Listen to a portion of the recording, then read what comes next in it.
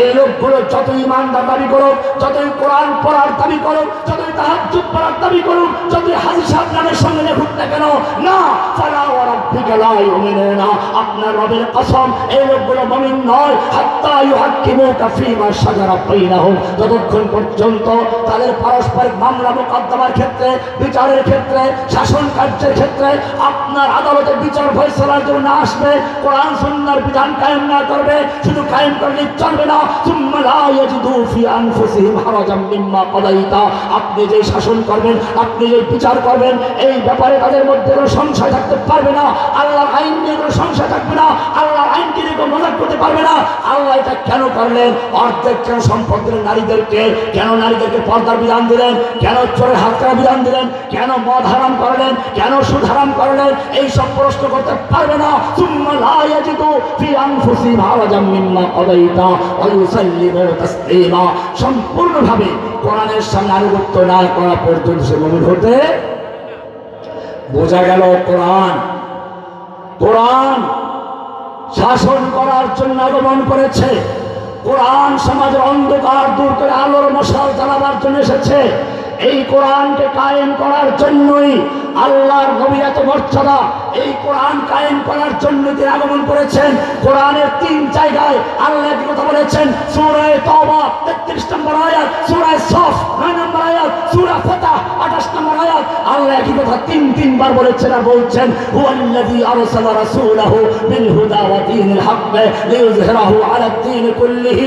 আল্লাহ তাআলা রাসূলকে হেদায়েত দিয়ে, কোরআন দিয়ে, কিতাব দিয়ে এজন্য পাঠিয়েছেন, লিইয়ুযহিরাহু আলাদ দীন কুল্লিহি, অন্য সমস্ত মতবাদ, অন্য সমস্ত দিন, অন্য সমস্ত ধর্ম সবগুলো বাতিল করে দিয়ে, নির্মূল করে দিয়ে ইসলামকে বিজয়ী করার জন্য আল্লাহ তাআলা রাসূলকে পাঠিয়েছেন। 5 ডিসেম্বর 2025 রোজ শুক্রবার হবিগঞ্জ জেলার চুনারুঘাট আত্মাসারিয়া দারুল উলুম নুরানি হাফিজি মাদ্রাসা কমিটি ও তাফহিমুল ইসলাম যুব সংঘের উদ্যোগে আয়োজিত 19তম বার্ষিক ইসলামী মহাসম্মেলনের সম্মানিত সভাপতি হাজারাত উলামায়ে কেরাম, অত্র এলাকার সর্বস্তরের তাওহীদি জনতা, পর্দার আড়ালে অবস্থানরত আমার মা ও বোনেরা, আল্লাহ সুবহানাহু ওয়া তাআলার মহান দরবারে লাখ শুকরিয়া জ্ঞাপন করছি, যিনি আমাদেরকে অত্যন্ত ভালোবেসে, অত্যন্ত মেহেরবানি করে আজকের এই মাহফিলে আসার এবং বসার তৌফিক এনায়েত করেছেন। এজন্য সকলেই জোরে সোরে বলি আলহামদুলিল্লাহ।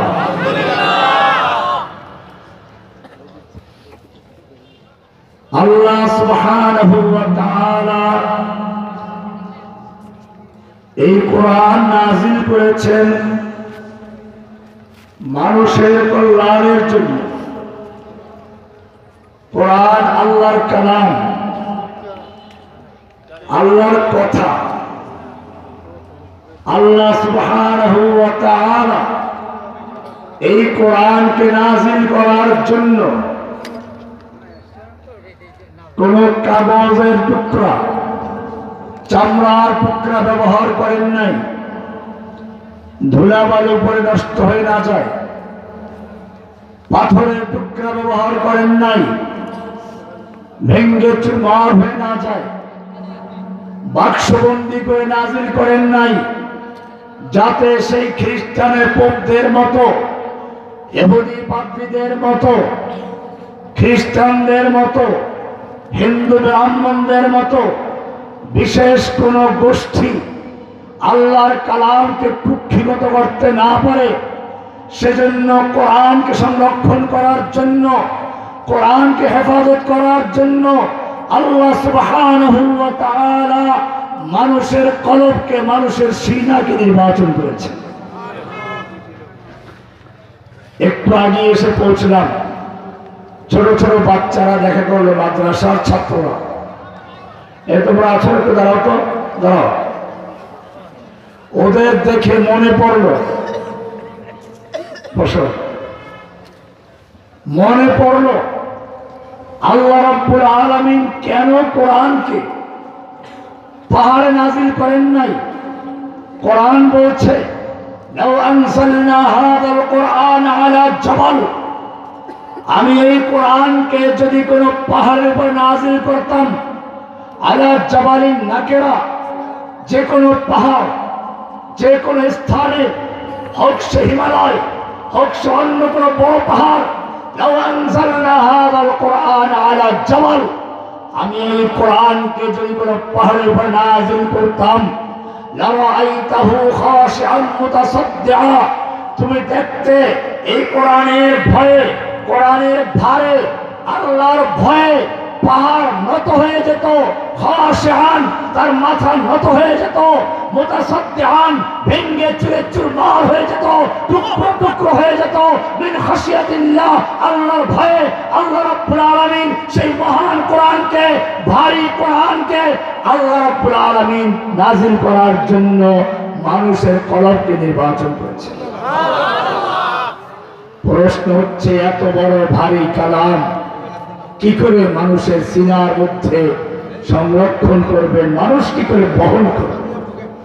আল্লাহ রাব্বুল আলামিন যেন জানিয়ে দিচ্ছেন, শোনো, সূর্যের আলো রাতের বেলায় চাঁদের উপরে পড়ে, সূর্যের প্রখর আলো, উত্তপ্ত আলো, সূর্যের আলোটা চাঁদের উপরে পড়ে ঠান্ডা হয়ে তারপরে সুন্দর স্নিগ্ধ আলো হয়ে পৃথিবীতে রাতের বেলায় আসে, তোমার ফলের সুন্দর রং দেয়, ঘ্রাণ হয়, মজা হয়।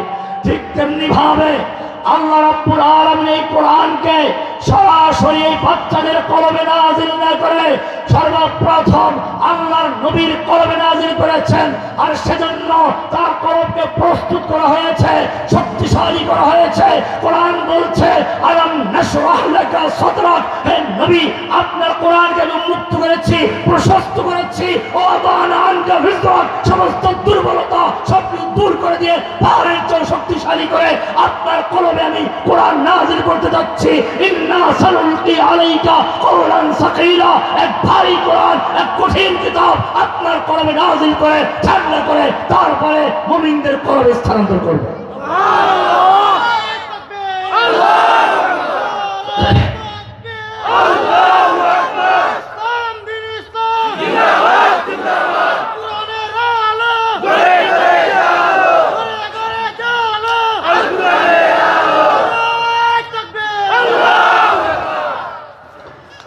কোরআন কেন এই বাচ্চাদের কলবে আল্লাহ সংরক্ষণ করার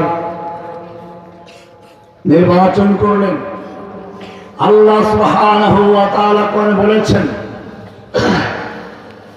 ইন্না নাহনু নাযালনা যিকরা ওয়া ইন্না লাহু লাহাফিজুন, আমি কোরআন নাযিল করেছি, কিয়ামত পর্যন্ত কোরআনকে সংরক্ষণ করার দায়িত্ব আমি নিজে গ্রহণ করেছি।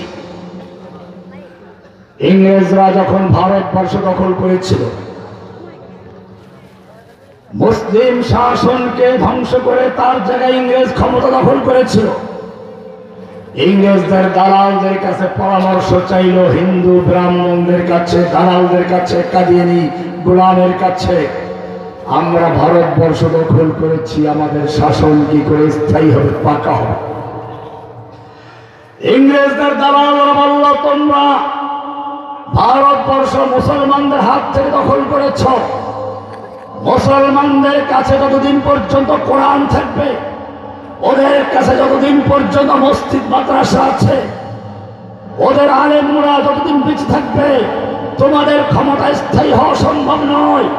তাই যদি ক্ষমতা পাকা করতে চাও, আলেমদের হত্যা করো, মসজিদ মাদ্রাসা বন্ধ করো, কোরআন শরীফ পুড়িয়ে দাও, তাহলেই কেবল তোমরা তোমাদের শাসন কায়েম করতে পারবে, পাকা করতে পারবে।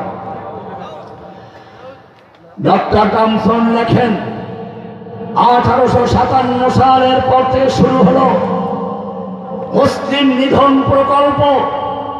এক দিনে 3 লক্ষ কোরআনে কারিমকে 71 করে দিল্লি শাহী মসজিদের চত্বরে আগুন দিয়ে পুড়িয়ে দেওয়া হয়েছে। ওলামায়ে কেরামদেরকে শুকুরের চামড়ার ভিতরে ঢুকিয়ে দ্রুতগামী ঘোড়ার পায়ের সঙ্গে বেঁধে দিয়ে দৌড়ানো হয়েছে, চরম নির্যাতন করে করে ধুকে ধুকে হত্যা করা হয়েছে। ওলামায়ে কেরামদেরকে ফাঁসিতে ঝুলিয়ে রাখা হয়েছে। ডক্টর জনসন লেখেন, দিল্লি শহরের রাজপথে এমন কোন বৃক্ষ ছিল না যে গাছের প্রতিটি পাতায় পাতায় এক একজন আলেমকে ফাঁসি দিয়ে ঝুলিয়ে রাখা না হয়েছিল। ওলামায়ে কেরামদেরকে মাল্টা দ্বীপে নির্বাসনে পাঠানো হয়েছিল, ওলামায়ে কেরামদেরকে হত্যা করা হলো, ওলামায়ে কেরামদের কারাবন্দী করা হলো, মসজিদগুলো ভরাস্ত করা হলো, মাদ্রাসাগুলো পুড়িয়ে দেওয়া হলো, অর্থ সম্পত্তি বাতিল করে হিন্দুদেরকে জমি দিয়ে দেওয়া হলো। কিন্তু দেখা গেল এ তো কিছু করার পরেও আন্দোলন থেমে তো যায় নাই, বরং সারা ভারতবর্ষ থেকে ইংরেজ বিরোধী আন্দোলন দাবার মনের মতো ছড়িয়ে পড়েছে। যেভাবে ছড়িয়ে পড়েছিল সেই লেডি ফেরাউনের সময়, লেডি ফেরাউনও সেই ইংরেজদের মতো আলেমদেরকে হত্যা করেছে, কাউকে জেল দিয়েছে, কোরআন পড়িয়েছে, মাদ্রাসা বন্ধ করে দিয়েছে। ওই ইংরেজদের মতো জোরাজম ভাবে অর্থ সম্পত্তি বাতিল করে দিয়েছিল। বাংলাদেশের কওমি মাদ্রাসাগুলো চলার জন্য চামড়াকে গ্রহণ করে চামড়ার দাম কমিয়ে ভারতে রপ্তানি করেছিল। এভাবে মাদ্রাসা বন্ধ করা হলো, মসজিদ বন্ধ করা চক্রান্ত করা হলো, আলেমদেরকে ছেড়ে দেওয়া হলো। কিন্তু সেই ইংরেজদের মতো দেখা গেল চতুর্দিক থেকে কেবল আমি কে রাজাকার, তুমি কে রাজাকার। ও চাইল কলঙ্কিত করতে, কাউকে বলল ধর্ষক, মাহমুদুল হাসানের ধর্ষক, জসিমউদ্দিন রহমানিকে বানাইল জঙ্গি, সাইদি সাহেবকে বানাইল রাজাকার। এরকম ভাবে এদেশের হেফাজতের আলেম বলো, জামাতের আলেম বলো, দলমত নির্বিশেষে আলেমদেরকে কারাবন্দী করলো, কাউকে হত্যা করলো। এরপরে যখন দেখলো সারা দেশ থেকে কেবল আমি কে রাজাকার, তুমি কে রাজাকার এরকম স্লোগান শুরু হয়ে গেল, তখন সে কি করে কি করবে। এজন্য তাদের আলেম কিছু দরবারি আলেম ছিল, দালাল ছিল, তাদেরকে ডেকে বলল আমরা কি করতে পারি। এবারে ইংরেজ দালাল, ইংরেজদের 5টা গোলাম, সেই গোলাম মোহাম্মদ কাদিয়ানী আর কিছু হিন্দু বৈরাগী, খ্রিস্টান বৈরাগী, এরা গিয়ে বলল ইংরেজদের সামনে, মাদ্রাসার কিছু হাফেজদেরকে হাজির করে বলল তোমরা যে কোরআন পুড়িয়েছ, কাগজের কোরআন পুড়িয়েছ, তোমরা যে মসজিদ মাদ্রাসা পুড়িয়েছ, ইটের আর কাঠের মাদ্রাসা পুড়িয়েছ, তোমরা যে আলেমদের হত্যা করেছ, কিছু বুড়ো বুড়ো বড় আলেমদের হত্যা করেছ, কিন্তু এই যে 12-13 বছরের বাচ্চা, প্রত্যেকটা বাচ্চার সিনার ভিতরে, কলমের ভিতরে 30 পারা কোরআন জীবন্ত হয়ে সংরক্ষিত আছে। প্রত্যেকটা বাচ্চা এক একটা জীবন্ত লৌহের মাহফুজ হয়ে পৃথিবীতে বিচরণ করছে। তোমাদের পক্ষে কোরআনকে নির্মূল করা সম্ভব নয়। তাহলে কি করা যায়? এবারে আরো মারাত্মক চক্রান্ত শুরু করলো।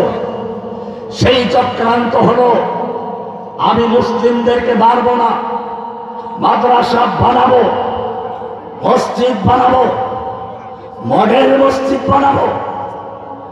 এরকম ভাবে আলিগড় বিশ্ববিদ্যালয় তৈরি করলো, কলকাতা আলিয়া মাদ্রাসা তৈরি করলো, এভাবে আরো কিছু লোক তৈরি করলো, গোলাম আহমদ কাদিয়ানীকে তৈরি করলো, এবং হিন্দুদের মধ্যে একদল গরুর পেশাব পান করা হিন্দু, মুসলমানদের মধ্যে মাজার পূজারী, বৌদ্ধদের কিছু বৈরাগী, এই সবগুলোকে মিলিয়ে একটা মিশ্রণ ধর্ম তৈরি করেছে, তার নাম বাউল ধর্ম।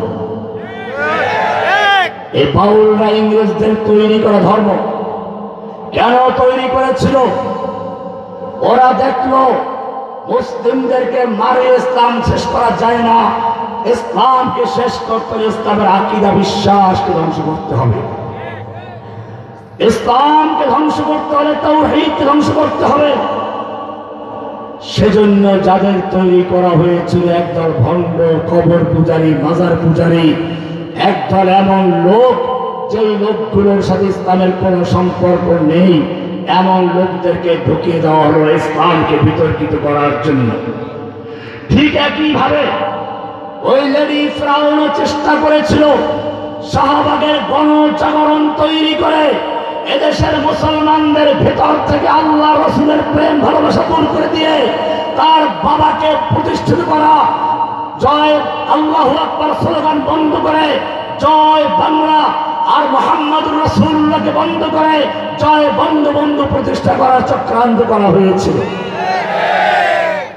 কিন্তু মনে রাখবেন, আল্লাহ সুবহানাহু ওয়া তাআলা কোরআনে বলেছেন, ইন্না নাহনু নাযালনা যিকরা ওয়া ইন্না লাহু লাহাফিজুন। আমি এই কোরআনকে নাযিল করেছি, এই কোরআনকে কিয়ামত পর্যন্ত সংরক্ষণ করা, এই কোরআনকে হেফাজত করার দায়িত্ব আমি আল্লাহ নিজে গ্রহণ করেছি। মনে রাখতে হবে, আমাদের একটা সংবিধান আছে, তার নাম কোরআন। এই কোরআন আল্লাহ সুবহানাহু ওয়া তাআলা নাযিল করেছেন। এই কোরআন দিয়ে সমাজ চলবে, রাষ্ট্র চলবে, আদালত চলবে, সংসদ চলবে। কোরআনে আল্লাহ রাব্বুল আলামিন সেজন্য বলেছেন, শুনো, আমি এই কোরআন নাযিল করেছি লিতুখরিজান নাস মিনাজ যুলুমাতি ইলান নূর। কোরআন নিজেই হচ্ছে আলো। আমাদেরকে আল্লাহ চক্ষু দিয়েছেন দেখার জন্য, কিন্তু চোখ থাকলে আমরা দেখতে পাবো না। চোখ দিয়ে দেখতে হলে আলোর প্রয়োজন। আলো দিনের বেলায় সূর্যের আলো, রাতের বেলায় চাঁদের আলো, তারকার আলো, মোমবাতির আলো, নইলে বিদ্যুতের আলো। কোন প্রকার আলো ছাড়া চোখ দিয়ে দেখা যাবে না। ঠিক তেমনি ভাবে আল্লাহ রাব্বুল আলামিন মানুষকে একটা বিবেক দিয়েছেন, মানুষকে জ্ঞান চক্ষু দিয়েছেন। এই জ্ঞান চক্ষু কিছুই দেখতে পাবে না যতক্ষণ পর্যন্ত সেই জ্ঞান চোখের সামনে একটা আলো না জ্বলবে। জ্ঞান চোখের সামনে বিদ্যুতের আলো চলবে না, সূর্যের আলো চলবে না, মোমবাতির আলো চলবে না। জ্ঞান চোখের জন্য যে আলোর প্রয়োজন, সেই আলোই হচ্ছে কদ জাআকুম মিনাল্লাহি নূরুন ওয়া কিতাবুম মুবিন।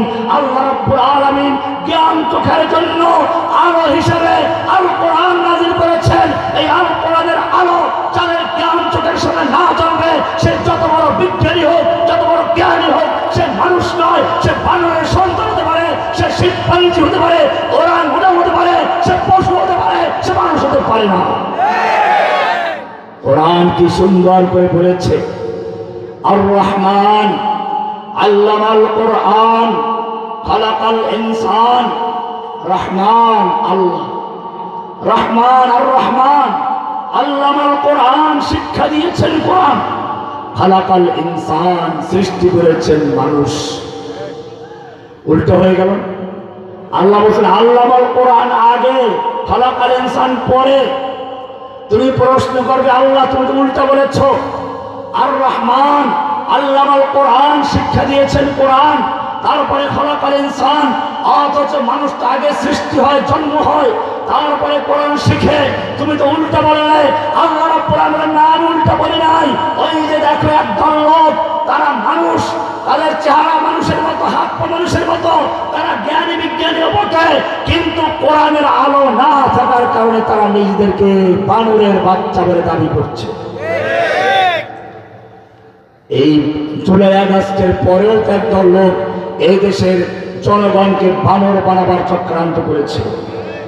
সিলেবাসের ভিতরে, বাংলা বইয়ের ভিতরে বানর তত্ত্ব ঢুকিয়েছিল। প্রমাণ হলো এই যুগেও যাদের জ্ঞান চোখের সামনে কোরআনের আলো না জ্বলে, সে যত বড় বিজ্ঞানী হোক, যত বড় বিশ্ববিদ্যালয়ের ছাত্র হোক, শিক্ষক হোক, কোরআনের আলো না জ্বলা পর্যন্ত সে মানুষ নয়, সে হিংস্র পশু, সে বানরের বাচ্চা, শিম্পাঞ্জির বাচ্চা, সিংহের বাচ্চা, হিংস্র প্রাণীর বাচ্চা, মানুষের বাচ্চা নয়। আমরা তার প্রমাণ দেখেছি। বাংলাদেশের সবচেয়ে মেধাবী ছাত্রদের বিশ্ববিদ্যালয় বুয়েট, সেখানে মেধাবী ছাত্র ছাড়া কারো পক্ষে ভর্তি অসম্ভব নয়। সেইখানে মেধাবী ছাত্ররা রাতের বেলায় তাদেরই এক সহপাঠী আবরার ফাহাদকে রাতভর চরম নির্যাতন করে, পশুর মতো অত্যাচার করে হত্যা করল। সে লোকগুলো মেধাবী ছিল, জ্ঞান ছিল, কিন্তু তাদের সামনে কোরআনের আলো ছিল না। সেজন্য তারা পশু ছিল, পশুর মতো আচরণ করেছে। আবরাহাকে পিটে হত্যা করেছে। কিন্তু সেই লোকগুলো যখন চলে গেল, জসিমউদ্দিন রহমানের বিল্ডিং এ কোনো লোক দেওয়া হয় না, কিন্তু ছাত্রলীগ বলে কথা, তাদেরকে দেওয়া হলো রহমানী সাহেবের বিল্ডিং এর দোতলায়। তারপরে ভয় আছে, মাঝখানে 2 তলা ফাঁকা, রহমানী একা। ছাত্রলীগরা বলল প্রশাসনকে আমরা একটু কোরআন পড়তে চাই, রহমানী সাহেব যেহেতু আছেন একটু কোরআন শিখতে চাই। প্রশাসন অনুমতি দিল, নুরানি কায়দার থেকে কোরআন পড়ানো হলো। কাশিমপুরের সেই রুমটাকে একটা মক্তবের মতো বানিয়ে পড়ানো শুরু করলাম। জেলখানায় খবর নিয়ে দেখো, ১,৫০০ বছর পূর্বে ওমর ইবনে খাত্তাব রাদিয়াল্লাহু তাআলা আনহু যেই লোকটা নবীকে হত্যা করার জন্য তরোয়ার নিয়ে উদ্যত হয়েছিল, কোরআনের সংস্পর্শে এসে মুসলিম হয়ে গেল, তরোয়ার ফেলে দিল, সোনার মানুষ হয়ে গেল। ১,৫০০ বছর পরে আল্লাহ তাআলা আবার প্রমাণ করে দেখালেন, কোরআনের সংস্পর্শে এসে সেই আবরাহাতকে হত্যাকারী ছেলেগুলো স্বর্ণের মানুষ রয়েছে। ৫টা ছেলে পুরো কোরআনকে হত্যা করেছে, বাকি সবাই কোরআন পড়ছে, দাঁড়িয়ে রেখেছে, তাহাজ্জুদ পড়ে, জিকির করে, 2 মাস করে আবরাহাতের জন্য রোজা রেখেছে, দোয়া করে। এখন সেই মানুষগুলো আর হিংস্র নেই, কোরআন তাদেরকে মানুষ বানিয়ে দিয়েছে। এটাই হচ্ছে কোরআন। লিতুখরিজান নাসা মিনাজ যুলুমাতি ইলান নূর, অন্ধকার থেকে আলোর দিশা দেওয়ার জন্য, অন্ধকার থেকে আলোর পথে বের করে আনার জন্য কোরআন আগমন। অন্ধকার কি? অন্ধকার হচ্ছে মাদক, অন্ধকার চুরি, অন্ধকার ধর্ষণ, অন্ধকার সুদ, অন্ধকার হচ্ছে খুনাখুনি, গুম খুন। আল্লাহ সুবহানাহু ওয়া তাআলা এই অন্ধকারকে দূর করার জন্য আইন দিয়েছেন। যদি কেউ কাউকে হত্যা করে, খুন করে, আল্লাহ রাব্বুল আলামিন সেজন্য বিধান দিয়েছেন, ইয়া আইয়ুহাল্লাযীনা আমানু কুতিবা আলাইকুমুল কিসাসু ফিল কতলা। হে ঈমানদারগণ, শুনে রেখো, কেউ যদি কাউকে অন্যায়ভাবে খুন করে, তার জন্য ইসলাম বিধান দিয়েছে তাকেও খুন করে দেওয়া হবে। আল্লাহ বিধান দিয়েছেন।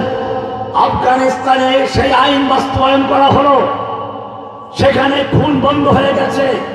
2-4টা পাওয়া যায় প্রতি, তাদেরকে আল্লাহর আইন বাস্তবায়ন করে দেওয়া হয়, সব ঠান্ডা হয়ে গেছে। বাংলাদেশের কিছু নাস্তিকদের সহ্য হয় নাই, সেজন্য সেই নাস্তিক মোরতাদদের দালাল সেই দলীয় স্টার প্রথম আলো প্রতিবাদ করলো, অমানবিক কাজ করেছে, অমুসলমান। আল্লাহ তাআলা আইন দিয়েছেন খুনের বদলে খুন। আল্লাহ তাআলা বলেছেন চোখের বদলে চোখ, আল আনফু বিল আনফি ওয়াল উযুন বিল উযুন, নাকের বদলে নাক, চোখের বদলে চোখ, কানের বদলে কান। যে ব্যক্তি যখন করবে তাকে যখন করো। বিধান দিয়েছেন কে? আল্লাহ বলেছেন ওয়ালাকুম ফিল কিসাসি হায়াতুন ইয়া উলিল আলবাব। যদি এই কিসাস, এই খুনের বদলে খুন, এটা যদি বাস্তবায়ন করা যায়, এই আইন প্রতিষ্ঠা করা যায়, তাহলে তোমাদের জীবন বেঁচে যাবে, কেউ আর খুন করতে সাহস করবে না। বিধানটা কার? এমনি ভাবে আপনি আল্লাহকে বললেন, রব্বুল আলামিন, আমরা চোরের জ্বালায় বাঁচি না, চোর আমাদের সম্পদ চুরি করে নিয়ে যায়, ছিনতাই করে নিয়ে যায়, এই অন্ধকার থেকে বাঁচবো কি করে?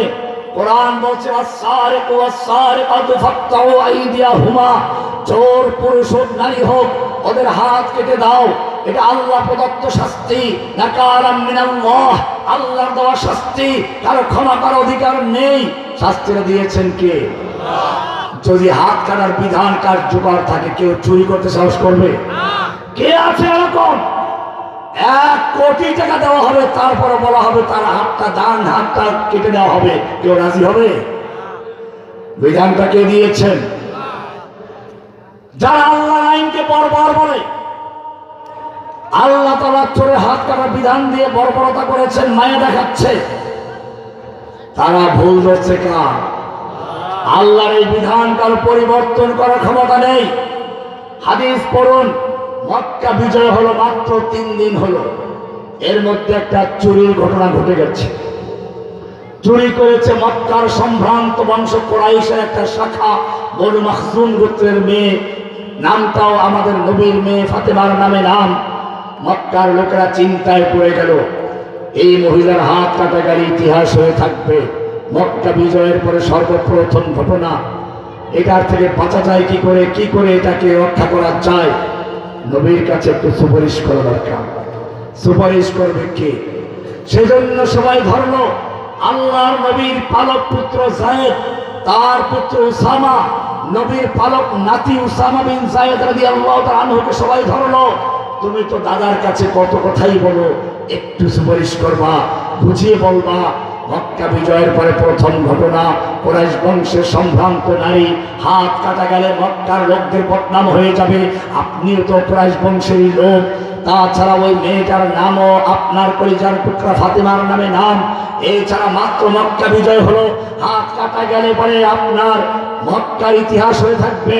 একটু যদি পুনর্বিবেচনা করা যেত। আল্লাহর নবীর কানে এই কথা পৌঁছানো মাত্র হাদিস পড়ুন, নবীর চেহারা লাল হয়ে গেল। আল্লাহর রাসূল সাল্লাল্লাহু আলাইহি ওয়াসাল্লাম বলেন, আমার উসামা নাতি, তোমার এত বড় সাহস হলো কি করে? আতাশফাউ ফি হাদ্দিন মিন হুদুদিল্লাহ, তুমি আল্লাহর একটা হক, আল্লাহ প্রদত্ত শাস্তির বিধানকে রহিত করার জন্য সুপারিশ করছো। জেনে রাখো, পূর্বের যুগের লোকেরা ধ্বংস হয়েছে এই রোগের কারণে। যখন তাদের মধ্যে এলিট শ্রেণীর লোকেরা, অভিজাত শ্রেণীর লোকেরা চুরি করত, তাদের হাত কাটতো না, গরিবরা চুরি করলে হাত কাটতো। জেনে রাখো, আল্লাহি ইন্না ফাতেমা বিনতে মুহাম্মদ লাউ সারাকাত, আজকে কুরাইশ বংশের মেয়ে ফাতেমা নয়, আল্লাহর নবী মুহাম্মদের কলিজার পুত্র ফাতেমা যদি চুরি করত, লাকাতাতু ইয়াদাহা, আমি তার হাত পর্যন্ত কেটে ফেলতাম। আল্লাহর বিধানকে বাস্তবায়ন করার জন্য, আল্লাহর বিধানকে রহিত করার ক্ষমতা কারো নাই। বোঝা গেল আল্লাহর বিধানকে বদলাবার ক্ষমতা কেউ নেই।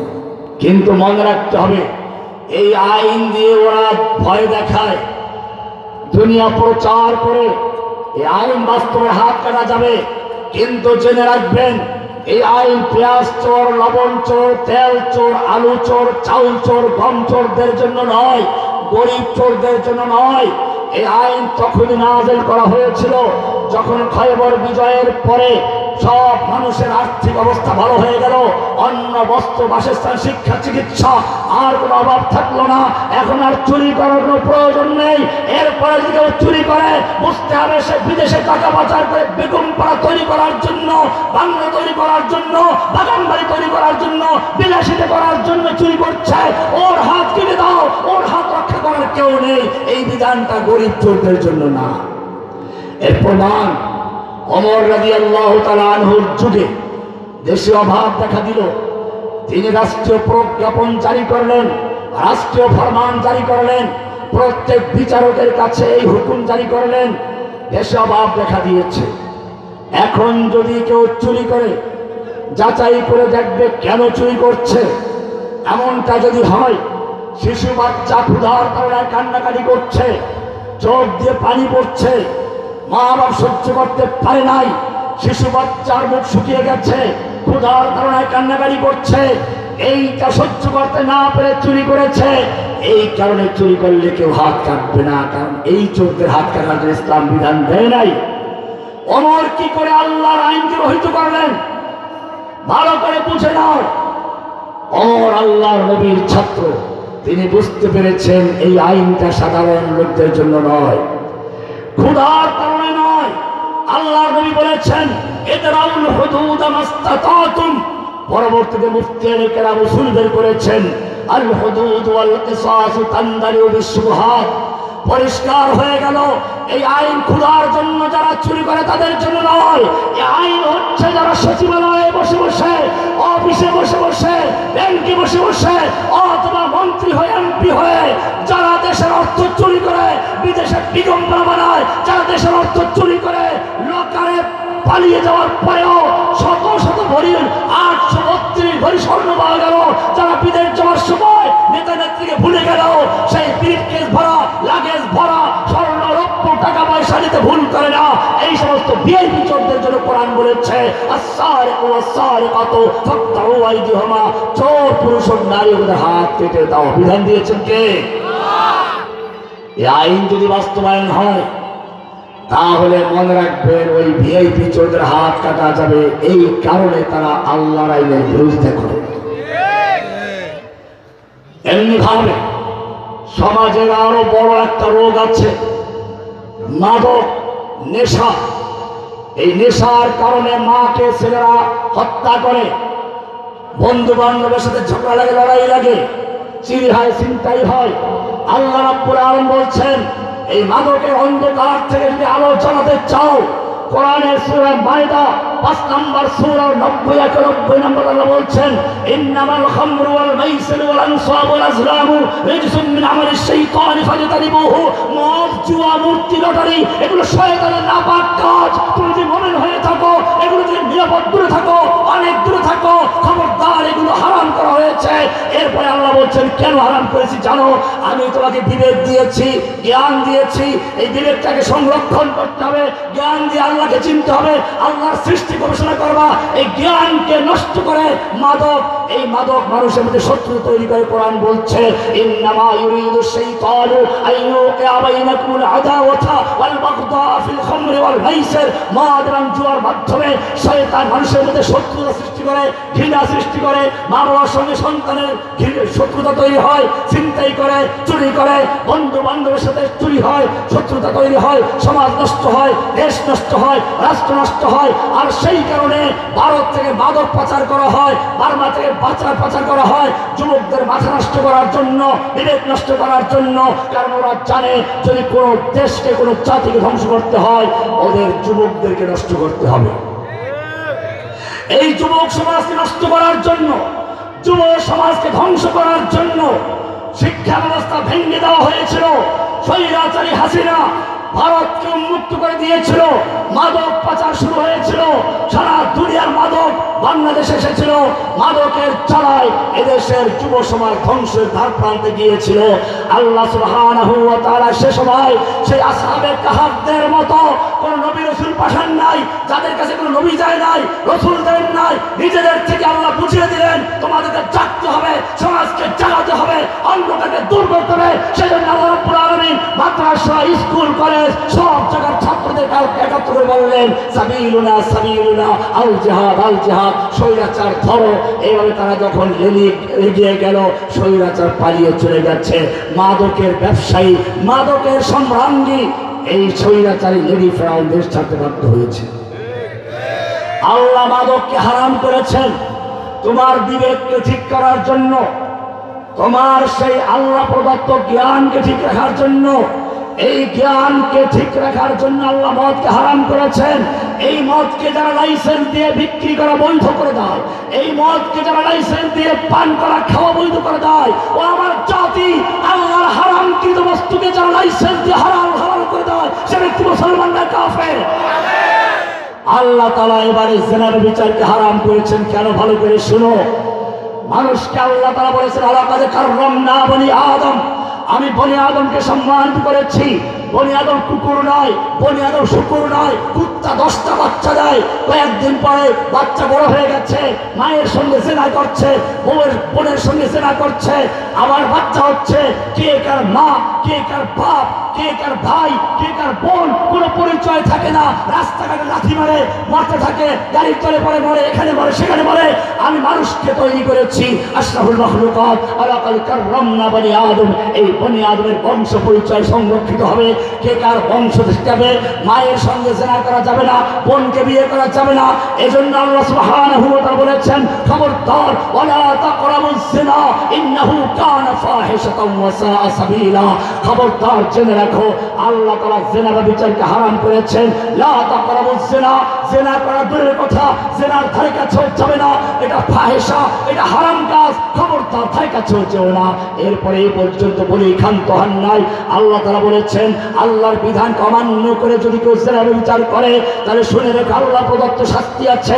আয-যানিয়াতু ওয়াজ-যানি ফাজলিদু কুল্লা ওয়াহিদিন মিনহুমা মিয়াতা জালদা। ব্যভিচারী, নিয়ার ব্যভিচারী যেই হোক না কেন, ওদেরকে 115 আমার বিবাহিত না হলে পরে, আর যদি বিবাহিত হয় ওদেরকে জনসমক্ষে আনো, হাঁটু পর্যন্ত গাড়ো, চতুর্দিকে পাথর ছুঁড়ে রক্ত মাংস হাড্ডি বাতাসে উড়িয়ে দাও, যাতে করে কেউ জেনা বিচারের নাম নিলে পড়ার জন্য 10 বালতি পানি খেতে হয়। আল্লাহ এই জন্য বংশ নিরাপত্তার জন্য জেনা বিচারকে হারাম করেছেন, বিবাহকে ফরজ করেছেন।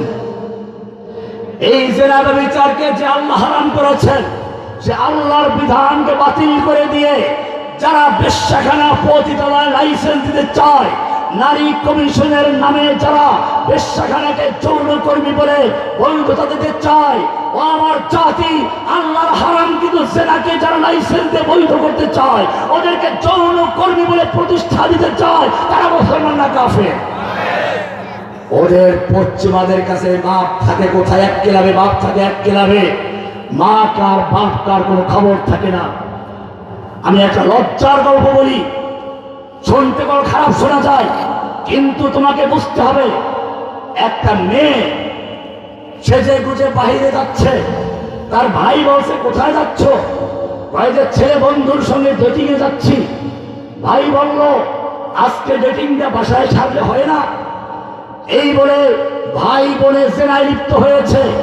এক পর্যায়ে বোন বলছে ভাইকে, বাবার চেয়ে তোমারটা শক্তিশালী বেশি। এবারে ছেলে বলছে, ভাই বলছে, আম্মাও তো এই কথাই বলে। তার মানে বুঝতে পেরেছেন, মা তার ছেলের সঙ্গে জেনা করে, মেয়ের সঙ্গে বাপে জেনা করে, এইভাবে সমাজটাকে কলুষিত করেছে, ধ্বংস করেছে। এই সমাজটাকে এই বাংলাদেশের ভারতবর্ষে ইসলামী সমাজ থাকার কারণে এখানে মা বাবার সম্মান আছে, মায়ের সম্মান আছে, আমাদের দেশে পারিবারিক বন্ধন আছে। এই বন্ধনকে ধ্বংস করার জন্য জেনার বিচারকে যারা লাভ করতে চায়, বৈধ দিতে চায়, ও আমার জাতি, তারা মুসলমান না কাফের? এমনি ভাবে অর্থনৈতিক নিরাপত্তার জন্য আল্লাহ তাআলা যাকাত ভিত্তিক অর্থ ব্যবস্থা দিয়েছেন, সুদকে হারাম করেছেন। যাকাত মানে হচ্ছে ধনীদের মালের মধ্যে গরিবের অংশ আছে, ধনীদের থেকে নিয়ে গরিবদেরকে দাও, ধনীদের থেকে নাও, গরিবদেরকে দাও। আফি আমওয়ালিহিম হাক্কুল লিসাইলি ওয়াল মাহরুম, ধনীদের মালের মধ্যে গরিবদের অধিকার আছে। অধিকার দান নয়, অনুদান নয়, অনুকম্পা নয়, অধিকার আছে, এটা দিয়ে দাও। না দিলে পরে আইন আছে, বন্দি করতে ওদেরকে। কিন্তু জেনে রাখেন, আল্লাহর এই যাকাত ভিত্তিক অর্থ ব্যবস্থা ধ্বংস করে দিয়ে সুদ ব্যবস্থা চালু করলো।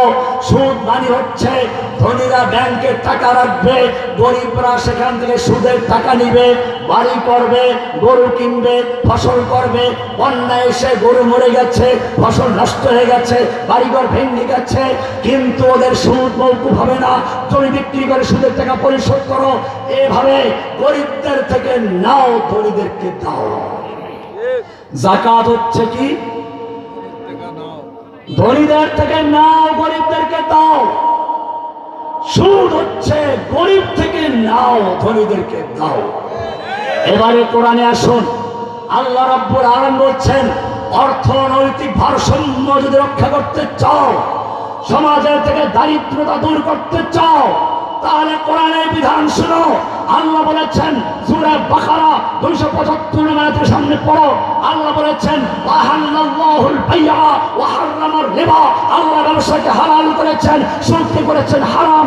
এরপরে বলেছেন ইয়ামহাকুল্লাহুর রিবা ওয়া ইউরবিস সাদাকাত, সুদের মাধ্যমে যে অর্থ সঞ্চয় করা হয় ওটা ধ্বংস হয়ে যাবে, কোনো লাভ থাকবে না, বরকত থাকবে না, আল্লাহ তা ধ্বংস করে দিবেন। এরপরে বলেছেন ইয়া আইয়ুহাল্লাযীনা আমানু, হে ঈমানদারগণ, ইত্তাকুল্লাহা ওয়া যারু মা বাকিয়া মিনার রিবা ইন কুনতুম মুমিনিন। এই আয়াত শোনার পরে, আল্লাহর বিধান জানার পরে, তোমাদের যত পাওনা সুদ আছে সবগুলো বর্জন করে দাও। ইন কুনতুম মুমিনিন, যদি মুমিন হয়ে থাকো। ফাইন লাম তাফআলু, যদি আল্লাহর বিধান জানার পরেও সুদ বর্জন করতে না পারো, যদি সুদের ব্যবসা চালিয়ে যাও, ফাযানু বিহারবিন মিনাল্লাহি ওয়া রাসূলিহি, তাহলে আল্লাহ এবং তার রাসূলের সাথে যুদ্ধ করার জন্য প্রস্তুত হয়ে যাও, যুদ্ধের এলান করে যাও। কি মারাত্মক হারাম! ও আমার জাতি, আল্লাহ রাব্বুল আলামিন অর্থনৈতিক ভারসাম্য ঠিক রাখার জন্য দারিদ্রতা বিমোচনের জন্য যাকাত ভিত্তিক অর্থ ব্যবস্থা চালু করলেন, সুদকে হারাম করলেন। আল্লাহর হারাম কিন্তু সুদকে যারা লাইসেন্স দিয়ে সোনালী ব্যাংক, রূপালী ব্যাংক, পূবালী ব্যাংক, জনতা ব্যাংক, বিভিন্ন ব্যাংক তৈরি করে সুদকে হালাল করে দিচ্ছে, ও আমার জাতি তারা মুসলমান না কাফের। কোরআন আলো, এই আলো যদি জ্বালানো হতো এই সমাজে কোনো দরিদ্রতা থাকতো না, এই সমাজে কোনো চুরি ডাকাতি থাকতো না, চিন্তায় থাকতো না, খুন থাকতো না, গুম থাকতো না, এই সমাজে জেনারে বিচার থাকবে না। কিন্তু একদল মানুষ দাবি করে কোরআন মানে, আল্লাহর আইন মানে না। এইভাবে আমি আপনাদেরকে কোরআনের সেই আয়াতগুলো দিকে নিয়ে যাচ্ছি। পবিত্র কোরআনে সূরা নিসা 4 নম্বর সূরা 60 নম্বর আয়াত আল্লাহ তাআলা বলছেন, এবার আপনাদেরকে আমি বলেছিলাম কোরআন হচ্ছে আল্লাহর কালাম। আল্লাহ সরাসরি কথা বলেন। কোরআন যখন বলে ইয়া আইয়ুহান নাস, হে মানুষ, নাস মানে কি? না নাচানাচি করা। ওই যে বাউল বললো কোলাব নাস, মালিকিন নাস, ইলাহিন নাস, রব নাসে, মালিক নাসে, ইলাহ নাসে, আমরাও নাচি, আল্লাহ নাচতে বলেছেন। এইরকম যারা ব্যাখ্যা করে কোরআনকে তুচ্ছ তাচ্ছিল্য করে, মুসলমান না কাফের? কোরআনে পরিষ্কার আয়াত আছে। আল্লাহর নবীকে নিয়ে এরকম কিছু লোক তুচ্ছ করেছিল। যখন জিজ্ঞেস করা হলো তখন বলল আমরা লোকগীত গাই, আনন্দ দেওয়ার জন্য খেলনার ছলে বলেছি। আসে না তাদের দাওয়াল কিছু লোক? ঠিক কোরআনে এই কথাই বলা হয়েছে। আল্লাহ তাআলা বলছেন ওয়ালা ইনসালতাহুম লা ইয়াকুলুন্না ইন্নামা কুন্না নাখুদু ওয়া নালআব। হে নবী, আপনি যদি ওই লোকগুলোকে জিজ্ঞেস করেন যারা এরকম তুচ্ছ তাচ্ছিল্য করলো, আল্লাহর কোনটা মুখ, কোনটা হুক, আল্লাহর কোনটা আগা, কোনটা নাউজুবিল্লাহ, বাকিটা বললাম না, এইরকম যারা তুচ্ছ তাচ্ছিল্য করে, আপনি যদি ওদেরকে জিজ্ঞেস করেন ওয়ালা ইনসালতাহুম লা ইয়াকুলুন্না ইন্নামা কুন্না নাখুদু ওয়া নালআব, তারা বলবে আমরা একটু খেলার ছলে বলেছিলাম, একটু মজা করে বলছিলাম, এটা মনের থেকে বলি নাই। আল্লাহ উত্তর দিচ্ছেন কুল, হে নবী আপনি বলে দিন কুল্লা তা'তাযিরু, খবরদার কোনো অজুহাত বের করো না, বাহানা করো না, অজুহাত করো না, কোনো কারণ বান করো না। লা তা'তাযিরু, কোনো ওজর চলবে না, অজুহাত চলবে না, বাহানা চলবে না। কাদ কাফারতুম বা'দা ঈমানিকুম, ঈমানের পরে তোমরা কাফের হয়ে গেছো, মুরতাদ হয়ে গেছো, তোমাদের মুসলমান দাবি করার অধিকার নাই। সুতরাং যারা এরকম ভাবে আল্লাহর বিধানকে তুচ্ছ তাচ্ছিল্য করেছে, স্বয়ং আল্লাহকে তুচ্ছ তাচ্ছিল্য করেছে, ও আমার জাতি চিৎকার মেরে বলো তারা মুসলমান না কাফের? তাদের পক্ষে যারা ওকালতি করলো, দালালি করলো, তারা মুসলমান না কাফের? কোরআন থেকে বারে শুনো, সূরা নিসা 60 নম্বর আয়াত আল্লাহ তোমার সঙ্গে সরাসরি কথা বলছেন। আলাম তারা, আল্লাহর কালাম মানে হচ্ছে আল্লাহ কথা বলেন। ইয়া আইয়ুহান নাস, হে মানব সকল, তুমি ইহুদি হও, খ্রিস্টান হও, হিন্দু হও, মুসলমান হও, তোমার সঙ্গে আল্লাহ সরাসরি কথা বলছেন। যখন আল্লাহ বলবেন ইয়া আইয়ুহাল্লাযীনা আমানু, হে ঈমানদারগণ, তার মানে আল্লাহ সরাসরি ঈমানদারদের সঙ্গে কথা বলছেন, কোন বিধান নাযিল করবেন। যখন তিনি বলবেন ইয়া ইবাদিয়াল্লাযীনা আসরাফু, হে আমার পাপী বান্দারা, তার মানে ক্ষমার জন্য আহ্বান করছেন। যখন তিনি বলবেন ইয়া আইয়ুহান নাবিয়্যু, ইয়া আইয়ুহার রাসূল, তিনি রাসূলের সঙ্গে কথা বলছেন। এমনি ভাবে যখন বলবেন ইয়া আইয়ুহাল কাফির, তখন প্রথম কাফেরদের সঙ্গে কথা বলছেন। কোরআন আল্লাহর কালাম। আল্লাহ এবার তোমাকে বলছেন, প্রত্যেকটা মানুষকে বলছেন আলাম তারা, তুমি কি দেখো না? তোমার কি চোখ নাই? আলাম তারা क्या तुझे आंखें नहीं है? তোর চোখ নাই, দেখিস না? কি দেখবো? আলাম তারা ইলাল্লাযীনা ইয়াযউমুনা আন্নাহুম আমানু বিমা উনজিলা ইলাইকা ওয়া মা উনজিলা মিন ক্বাবলিক। হে নবী, আপনি কি ওই সমস্ত লোকদেরকে দেখেন না যেই লোকগুলো ইয়াজউমুনা দাবি করে? কি দাবি করে? আন্নাহুম আমানু বিমা উনজিলা ইলাইকা ওয়া মা উনজিলা মিন ক্বাবলিক, আপনার প্রতি নাযিলকৃত কিতাবের প্রতি ঈমান এনেছে, এই দাবি করে। আমা উনজিলা মিন ক্বাবলিকা, আপনার পূর্বে যত কিতাব নাযিল হয়েছে সব কিতাবের উপরে ঈমান এনেছে বলে দাবি করছে। কিন্তু যখন বলা হয় ঠিক আছে এই কোরআনের বিধান দিয়ে আদালত চলবে, সংসদ চলবে, কোরআন দিয়ে শাসন করো, তখন তাদেরকে দেখা যায় না।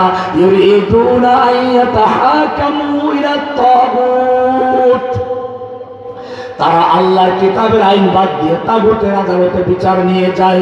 ব্রিটিশের আইন দিয়ে তারা বিচার ফয়সালা করে, সংসদে তারা আল্লাহর আইন বাতিল করে দিয়ে মন গড়া আইন দিয়ে বিচার করে। ওয়ায়ুরিদুশ শাইতানু আইয়ুদিল্লাহুম দালালাম বাঈদা। এটা হচ্ছে 60 নম্বর আয়াত। 61 নম্বর আয়াত পড়ুন। আল্লাহ বলছেন, এই লোকগুলোর একটা পরিচয় তুলে ধরেছেন। কোরআন বলছে, ওয়াইদা কিলা লাহুম তাআলু ইলা মা আনজালাল্লাহু ওয়া ইলার রাসূল, এই লোকগুলোকে যখন বলা হয় ঠিক আছে আসো আল্লাহর কিতাবের দিকে, আল্লাহর কিতাব দিয়ে শাসন করি, ওয়া ইলার রাসূল, রাসূলের সুন্নাহ দিয়ে দেশ চালাই। ওয়াইদা কিলা লাহুম তাআলু ইলা মা আনজালাল্লাহু ওয়া ইলার রাসূল রাআইতাল মুনাফিকিনা ইয়াসুদ্দুনা আনকা সুদুদা, আপনি মুনাফিকদেরকে দেখবেন তারা আস্তে মাথাটা বের ঝুঁকে চলে গেছে আল্লাহর কোরআন দিয়ে, আর তারা শাসন করতে রাজি না, আল্লাহর কোরআন দিয়ে দেশ চালাতে রাজি না। আল্লাহ সুবহানাহু ওয়া তাআলা বলেছেন, এবারে এই লোক সম্পর্কে বলেছেন, ওয়ারাইতাল মুনাফিকিনা, আপনি মুনাফিকগুলোকে দেখবেন আস্তে মাথাটা ঝুঁকে চলে গেছে। কি বলেছেন? কি বলেছেন? খেয়ালই করুন। সূরা নিসার 61 নম্বর আয়াত, গুরুত্বপূর্ণ আয়াত। যারা কোরআন মানার দাবি করে কোরআন পড়া ছাড়া সকালে নাস্তা করে না, দাবি করে কোরআন পড়া ছাড়া তাহাজ্জুদ পড়া ছাড়া সকালে কোনোদিন ভিজ যায় না, যারা তাসবিহ নিয়ে মাঝে মধ্যে নির্বাচনের আগে ময়দানে আসে, যারা হজ করতে গিয়ে উমরা করতে গিয়ে মাথায় পট্টি বাঁধে, কিন্তু আল্লাহর বিধান দিয়ে রাষ্ট্র চালাতে চায় না, আল্লাহর হুকুম দিয়ে আদালত চালাতে চায় না, আল্লাহর হুকুম দিয়ে ব্যাংক চালাতে চায় না, আল্লাহ তাদের চরিত্র তুলে ধরেছেন সূরা নিসার 61 নম্বর। আবার বলছি, ভালো করে শুনো, কান দিয়ে শুনো, নিজের পরিচয় খুঁজো। তুমি তো মুনাফিকদের লক্ষণ জানো, ওইটা গরিবদের মুনাফিক। মুনাফিক অনেক রকম আছে। একটা হচ্ছে সাধারণ মুনাফিক, গ্রামগঞ্জের মুনাফিক, এটার লক্ষণ হাদিসে বলা আছে, আয়াতুল মুনাফিকে সালাসুন, মুনাফিকের লক্ষণ 3টা। ইদা হাদ্দাসা কাযাবা, কথায় কথায় মিথ্যা বলে, ওয়াইদা ওয়াদা আখলাফা, ওয়াদা করলে খেলাফ করে, ওয়াইদা তুমিনা খানা, আমানত রাখলে খেয়ানত করে। এ হচ্ছে 3টা। আর এক হাদিসে বলা হয়েছে, আরবাউন মান কুন্না ফীহি কানা মুনাফিকান খালিসা, 4টা লক্ষণ আছে। এই 4টা লক্ষণ যদি কারোর মধ্যে পাওয়া যায়, সে একটা পিওর মুনাফিক, নির্ভেজাল মুনাফিক। ওই 3টার সঙ্গে একটা যুক্ত হয়েছে, ওয়াইদা খাসামা ফাজারা, ঝগড়া লাগলে তর্ক লাগলে পর অশ্লীল গালিগালাজ শুরু করে দেয়। আছে না এরকম? কিন্তু আমি আপনাদেরকে বলি, এই মুনাফিক হচ্ছে গরিব মুনাফিক, লুঙ্গি পরা মুনাফিক, আপনাদের গ্রামগঞ্জের মুনাফিক। এটা এই লক্ষণ পাওয়া গেলে মুনাফিক হওয়া জরুরি নয়। আমি একটা উদাহরণ দিয়ে থাকি। আপনার একটা ছেলে আছে 12 বছর বয়সী, এখন তার মামা থাকে বিদেশে, আপনি সেই মামাকে এগিয়ে আনতে যাচ্ছেন, সে মামাকে দেখে নাই, 10-12 বছর পরে আসবে দেশে। আপনি ছেলেকে হাত ধরে এয়ারপোর্ট গেলেন, ছেলে আপনাকে জিজ্ঞেস করলো, আব্বু তোমার শালা মানে আমার মামা দেখতে কেমন? বাবা বলল, তোর বাপের শালা দেখতে কালা। কি বলেছে? তোর বাপের শালা দেখতে কালা। এখন ছেলে, ওর মামা হইতে হলে কালো হইতে হবে, কিন্তু সব কালাই কি ওর মামা হবে? কিন্তু ওই ছেলে এয়ারপোর্ট দিয়ে এখন যাকে দেখে কালা বের হচ্ছে, আফ্রিকান কালা, দেশীয় কালা, বিদেশি কালা, সব তোর দিকে হাত ধরে আর বলে, তুই আমার বাপের শালা, তুই যে কালা। তার মানে হচ্ছে এই লক্ষণ পাওয়া গেলেই মুনাফিক হওয়া নয়। কিন্তু আল্লাহ সুবহানাহু ওয়া তাআলা এইখানে একদল মুনাফিকের কথা বলেছেন, যেই মুনাফিকগুলো লুঙ্গি পরা মুনাফিক নয়, যেই মুনাফিকগুলো এই কথা বলে আর মিথ্যা বলে, এই মুনাফিক নয়। এই মুনাফিক হচ্ছে যারা নির্বাচন আসলে পাজামা নতুন পরে, পাঞ্জাবি লাগিয়ে, নতুন টুপি মাথায় দিয়ে মাহফিলের মঞ্চে সে বক্তব্য দেয়। যদি তাদেরকে বলা হয় ঠিক আছে আপনি কোরআন মানেন, আপনি হাদিস মানেন, ঠিক আছে আসুন, ওয়াইদা কিলা লাহুম ইলা তাআলা ইলা মা আনজালাল্লাহু ইলার রাসূল। এই লোকগুলোকে যখন বলা হয় ঠিক আছে আসো আল্লাহর কিতাবের দিকে, কোরআন দিয়ে শাসন করি, ওয়া ইলার রাসূল আল্লাহর রাসূলের সুন্নাহ দিকে আসো, সুন্নাহ দিয়ে শাসন করি। আল্লাহ তাআলা বলছেন এবারে দেখবে এই লোকগুলো, আল্লাহ নাম উল্লেখ করেছেন রাআইতাল মুনাফিকিনা ইয়াসুদ্দুনা আনকা সুদুদা। আপনি মুনাফিকগুলোকে দেখবেন আস্তে মাথাটা ঝুঁকিয়ে ময়দান ত্যাগ করে চলে গেছে। এবারে আল্লাহ তাআলা বলছেন সূরা নিসার 65 নম্বর আয়াতে, ফালা ওয়া রাব্বিকা লা ইউমিনুনা হাত্তা ইউহাক্কিমুকা ফীমা শাজারা বাইনাহুম।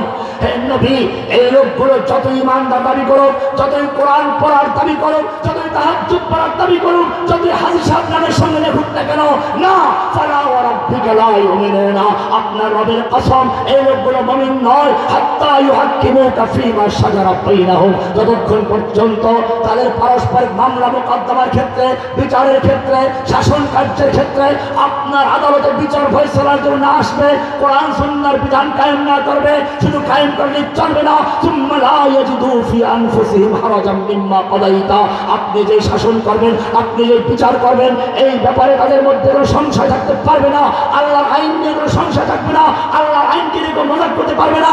আল্লাহ এটা কেন করলেন? অর্ধেক কেন সম্পদ দিলেন নারীদেরকে? কেন নারীদেরকে পর্দার বিধান দিলেন? কেন চোরের হাত কাটা বিধান দিলেন? কেন মদ হারাম করলেন? কেন সুদ হারাম করলেন? এই সব প্রশ্ন করতে পারবে না। সুম্মা লা ইয়াজিদু ফি আনফুসিহিম হারাজাম মিম্মা কাদাইতা ওয়া ইউসাল্লিমু তাসলিমা। সম্পূর্ণভাবে কোরআনের সামনে আনুগত্য না করা পর্যন্ত সে মুমিন হতে। বোঝা গেল কোরআন শাসন করার জন্য আগমন করেছে, কোরআন সমাজের অন্ধকার দূর করে আলোর মশাল জ্বালাবার জন্য এসেছে। এই কোরআনকে কায়েম করার জন্যই আল্লাহর নবী এত মর্যাদা, এই কোরআন কায়েম করার জন্য তিনি আগমন করেছেন। কোরআনের 3 জায়গায় আল্লাহ একই কথা বলেছেন, সূরা তাওবা 33 নম্বর আয়াত, সূরা সফ 9 নম্বর আয়াত, সূরা ফাতহ 28 নম্বর আয়াত। আল্লাহ একই কথা 3 বার বলেছেন আর বলছেন, হুয়াল্লাযী আরসালা রাসূলাহু বিল হুদা ওয়া দীনিল হক লিইয়ুযহিরাহু আলাদ দীন কুল্লিহি।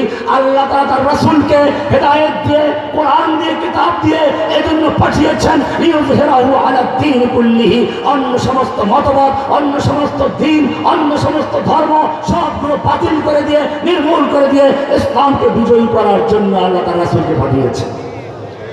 এই কারণে শুনুন, আল্লাহর নবী সাল্লাল্লাহু আলাইহি ওয়াসাল্লাম রক্ত দিয়েছেন, যুদ্ধ করেছেন, কোরআনে লোহা নাযিল করেছেন, কারণ শাসন কায়েম করতে গেলে যুদ্ধ করতে হবে। আল্লাহ তাআলা দাউদ আলাইহিস সালামের জন্য লোহা নরম করে দিয়েছিলেন। কেন নরম করেছিলেন? চুমু খাওয়ার জন্য লোহা গরম করে দিয়েছিলেন, নরম করে দিয়েছিলেন কেন?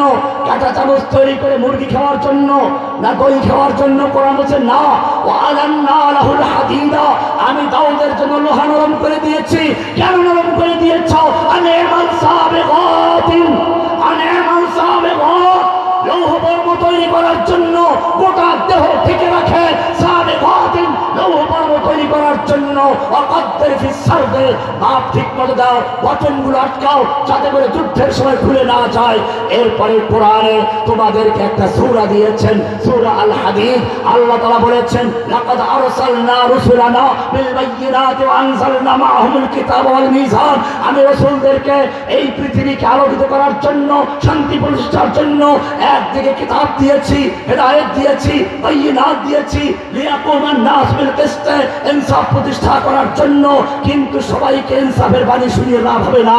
একটা লোকের একটা ফোসকা পড়েছে, ডাক্তারের কাছে গেছে, ডাক্তার মলম দিল, 1 মাস পরে আসো, ভালো হয় না, আবার গেল, এবার অ্যান্টিবায়োটিক দিল, ভালো হয় নাই, ডাক্তার পরীক্ষা করে দেখলো এটা ক্যান্সার হয়ে গেছে। এবারে ডাক্তার বলল যাও 5 লক্ষ টাকা নিয়ে আসো, তোমার ক্যান্সার হয়ে গেছে, এই হাতটা কেটে ফেলে দিতে হবে। বালকটা বাড়ি গেল, জমি বিক্রি করলো, গরু বিক্রি করলো, এবারে 5 লক্ষ টাকা জোগাড় করে ডাক্তারের কাছে এনে দিল, হুজুরকে দিয়ে দোয়াও করাইলো। কিসের দোয়া?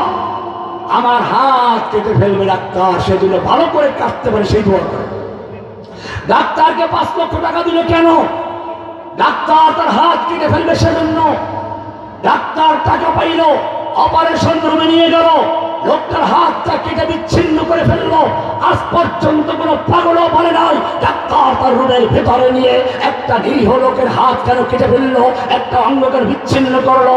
কারণ সবাই জানে ওই অঙ্গটা ক্যান্সার হয়ে গিয়েছিল, ওইটা কেটে না ফেললে ক্যান্সার ছড়িয়ে বাকি অংশটাকেও নষ্ট করে ফেলবে। ও মুসলিম ভালো করে শুনে রেখো, ডাক্তার যেমন একটা মানুষের দেহ নিয়ে চিন্তা করে, আল্লাহ সুবহানাহু ওয়া তাআলা গোটা বিশ্বের মানুষকে একটা দেহ ঘোষণা করেছে। কোরআন বলছে মান কাতালা নাফসান বিগাইরি নাফসিন আও ফাসাদিন ফিল আরদি ফাকান্নামা কাতালান নাস জামিআ। যে ব্যক্তি একটা মানুষকে অন্যায়ভাবে খুন করলো সে যেন গোটা পৃথিবীর মানুষকে খুন করলো। আমান আহইয়াহা, পক্ষান্তরে যে ব্যক্তি একটা মানুষকে অন্যায় খুনের হাত থেকে বাঁচালো ফাকান্নামা আহইয়ান নাস জামিআ, সে যেন গোটা পৃথিবীর মানুষকে অন্যায় খুন থেকে বাঁচালো। গোটা পৃথিবীর মানুষ একটা দেহ সমতুল্য। এই একটা দেহের মধ্যে যদি কোনো ক্যান্সার হয়ে যায়, সন্ত্রাসী হয়, খুনি হয়, খুন করে লুট করে ধর্ষণ করে অন্যায়ভাবে মানুষকে কারাবন্দি করে, এই ক্যান্সারগুলোর চিকিৎসা হচ্ছে। ওকে আর বেঁচে রাখে লাভ নাই, ওকে কোরআন কিতাব দিয়ে অ্যান্টিবায়োটিক দিয়ে লাভ নাই, আনজালনার কিতাব দিয়ে হবে না। ওর জন্য আমি আরেকটা জিনিস নাযিল করেছি, আনজালনাল হাদীদ, আমি নাযিল করেছি লোহা, ফিহি বাসুন শাদীদ, যার মধ্যে প্রচন্ড ক্ষমতা, প্রচন্ড ক্ষমতা, ফিহি বাসুন শাদীদুন ওয়া মানাফিউ লিন-নাস ওয়া লিয়ালামাল্লাহু মান ইয়ানসুরুহু ওয়া রাসূলুহু বিল গায়বি। আল্লাহ দেখতে চান এই লোহার মাধ্যমে কে আল্লাহকে সাহায্য করতে চায়, কে আল্লাহর দ্বীনকে সাহায্য করতে চায়, সেজন্য লোহা নাযিল করেছেন। কোরআনে একটা আস্থা সূরা দিয়েছেন, সূরা আল হাদীদ, লোহার সূরা। কেন? এই লোহা দিয়ে অপারেশন করার জন্য, ক্যান্সার রোগের চিকিৎসা করার জন্য। ও মুসলিম ভালো করে শুনে রাখো, এই রকম লোক যারা দুনিয়ায় সন্ত্রাস করে, অশান্তি সৃষ্টি করে, খুন করে সন্ত্রাস করে, চাঁদাবাজি করে, এই সমস্ত লোকদেরকে অপারেশন করে দুনিয়াতে বিদায় করে দেওয়ার জন্য আল্লাহর যে বিধান, সেটার নাম হচ্ছে জিহাদ, সেটার নাম হচ্ছে কিতাল। এই জিহাদ কিতালকে যারা অস্বীকার করবে, মনে রাখবেন তারা কোরআনের কমপক্ষে 500 আয়াত অস্বীকার করেছে, আল্লাহর নবীকে অস্বীকার করেছে। হাদিস পড়ুন, ওহদের যুদ্ধে আল্লাহর নবী ডবল আইনে 2টা লৌহ বর্ম পড়েছেন। আল্লাহ নবীর মাথায় হেলমেট ছিল। এক কাফের এসে দেখলো কোন জায়গা আঘাত করবো, পুরা দেহ লৌহ বর্মে আবৃত, মাথায় হেলমেট পরা, একটা শক্ত তলোয়ার নিয়ে আসলো, নবীর মাথায় চড়ে আঘাত করলো, লোহার টুপি ভেঙে মাথায় ঢুকে গেল, গাল দিয়ে ঢুকে দাঁত পড়ে যাচ্ছে, এরপরে লোহাটা ভিতরে রয়ে গেছে। যুদ্ধের পরে একজন সাহাবী সেই লোহা বের করার জন্য তার বাড়ির দাঁত দিয়ে কামড় দিয়ে তিনি টান দিলেন, 2টো দাঁত তার উপরে গেছে, লোহাটা বেরিয়ে আসলো। আল্লাহর নবীর মুখটা রঞ্জিত হয়ে গেল, চেহারা রক্তে ভেসে গেল। তোমার দাঁতে একটু ব্যথা হলে পাগল হয়ে যাও, ডাক্তারের কাছে যাওয়ার জন্য পাগল হয়ে যাও। নবীর দান মোবারক শহীদ হয়ে গেল।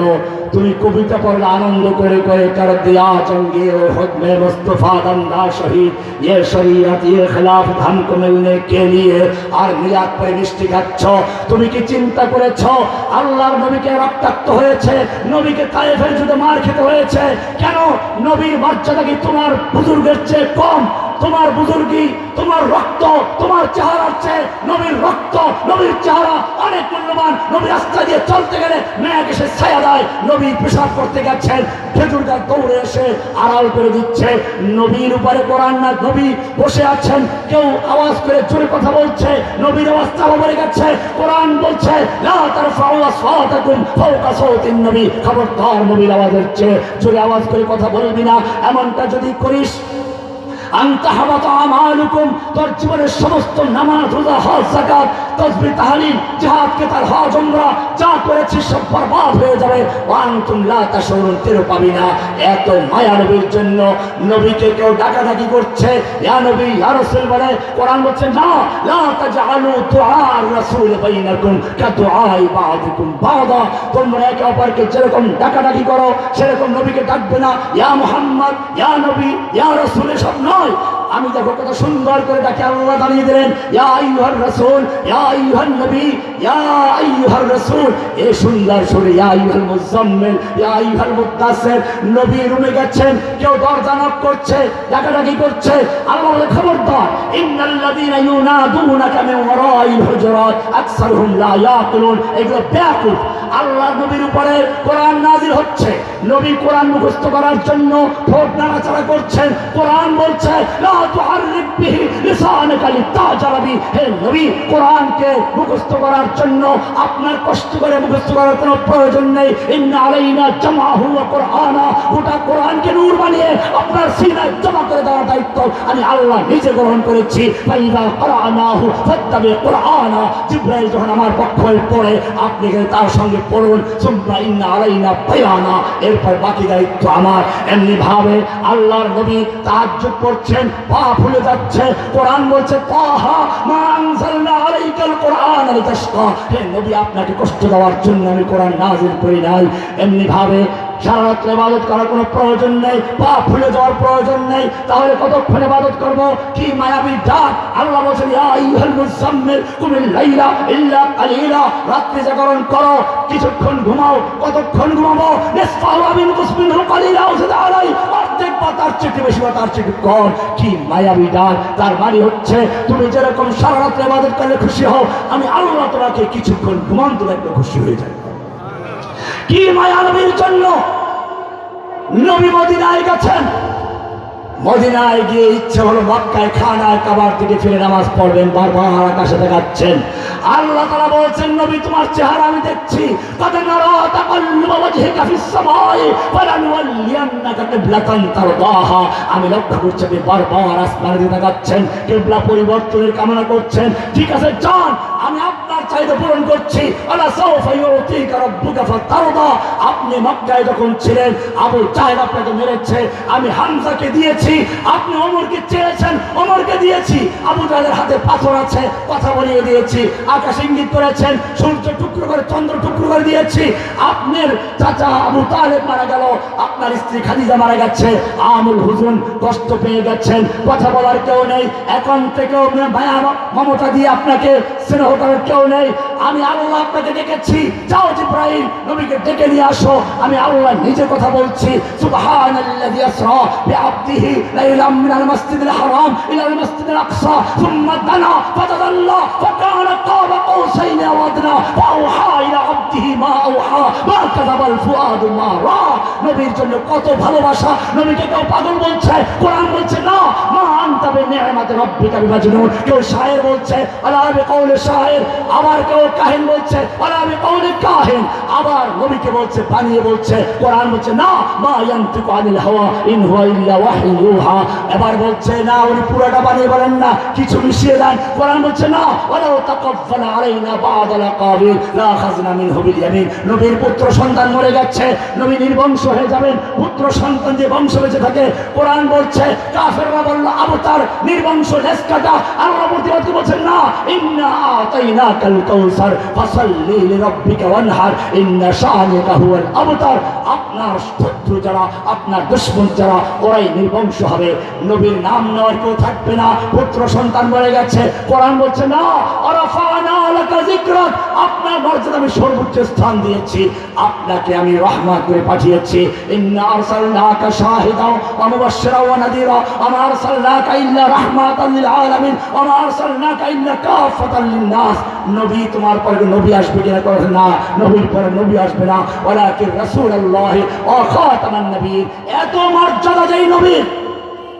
এবারে আমি তোমাকে জিজ্ঞেস করতে চাই, সেই উহুদের ময়দানে যখন দুশমন আঘাত করলো তলোয়ার দিয়ে, তায়েফে পাথর বৃষ্টি পড়ছিল, আল্লাহ তখন দেখতে পাচ্ছিলেন কিনা? আল্লাহর ফিরাবার ক্ষমতা ছিল কিনা? ফিরিয়েছিলেন কিনা? ফিরান নাই। কেন ফিরান নাই? এখানে তোমার জন্য শিক্ষা রয়েছে। তুমি যদি যুবক হও, ভালো করে চিন্তা করো। তুমি যদি আলেম হও, ভালো করে গবেষণা করো। কোরআন উত্তর দিয়েছে, আম হাসিবতুম আন তাদখুলুল জান্নাতা ওয়ালাম্মা ইয়াতিকুম মাসালুল লাযীনা খালাউ মিন ক্বাবলিকুম, তোমরা কি মনে করেছো জান্নাতে এমনি ঢুকে পড়বে, জান্নাতে এমনি ঢুকে পড়বে? ওয়ালাম্মা ইয়াতিকুম মাসালুল লাযীনা খালাউ মিন ক্বাবলিকুম, অথচ তোমাদের কাছে এখন আসে নাই ওই সমস্ত বিপদ আপদ মুসিবত যা এসেছিল তোমাদের আগের লোকদের প্রতি। মাসাতুমুল বাসাউ ওয়াদ-দাররাউ ওয়া যুলজিলু হাত্তা ইয়াকুলার রাসূল ওয়াল্লাযীনা আমানু মাআহু মাতা নাসরুল্লাহ, এমনকি স্বয়ং আল্লাহর রাসূল এবং তার সঙ্গে বলতে বাধ্য হলেন মাতা নাসরুল্লাহ, আল্লাহর সাহায্য কবে আসবে? এরকম এক কঠিন অবস্থায় পড়ে গেলেন। আল্লাহ রাব্বুল আলামিন সেই সময় আল্লাহর নবীকে জানিয়ে দিলেন আলা ইন্না নাসরাল্লাহি করিব, জেনে রাখো আল্লাহর সাহায্য কাছে এসে গেছে। আল্লাহর নিয়মই হচ্ছে বান্দার ক্ষমতা যখন চূড়ান্ত পর্যায়ে চলে যায়, বান্দা যখন তার সাধ্য অনুযায়ী সবকিছু করে, সেখান থেকে আল্লাহর সাহায্য শুরু হয়ে যায়। আল্লাহ তাআলা দেখালেন ফেরাউনকে মুসা আলাইহিস সালাম মোকাবেলা করছেন, এবারে তিনি সামনে চলে আসছেন, সামনে নদী, পিছনে ফেরাউনের বাহিনী, পালাবার কোনো রাস্তা আর নেই। আল্লাহ তাআলা জানিয়ে দিলেন মুসা, তোমার ক্ষমতা ছিল বনি ইসরাইলকে নিয়ে এই পর্যন্ত আসার, তা করেছ, সামনে নদী পিছনে বাহিনী, এবারে লাঠি মারো, পানি দুভাগ হয়ে গেল, বনি ইসরাইল পার হয়ে গেল। ফেরাউনকে চুবিয়ে মারলেন। ও আমার জাতি, যে আল্লাহ রাব্বুল আলামিন ফেরাউনকে চুবিয়ে মারলেন, মুসাকে মুক্ত করলেন, সে আল্লাহ এখনো জীবিত আছেন কিনা? সে আল্লাহ এখনো নরেন্দ্র মোদীর বংশশুদ্ধ ওর লেডি ফেরাউন সহ বঙ্গোপসাগরে চুবিয়ে মারতে পারেন কিনা? শর্ত একটাই, ইসকে কলিম হো अगर मारे का आजमा कोई आज भी आती है कोहे तूर से बंगला तखफ। ও মুসলিম, তুমি যদি সত্যিকার মুমিন হয়ে থাকো, মুসা আলাইহিস সালামকে যে আল্লাহ তাআলা সাহায্য করেছেন, সে আল্লাহ রাব্বুল আলামিন এখনো জীবিত আছেন, তোমাকে সাহায্য করতে পারেন। তুমি ইব্রাহিমের দিকে তাকাও।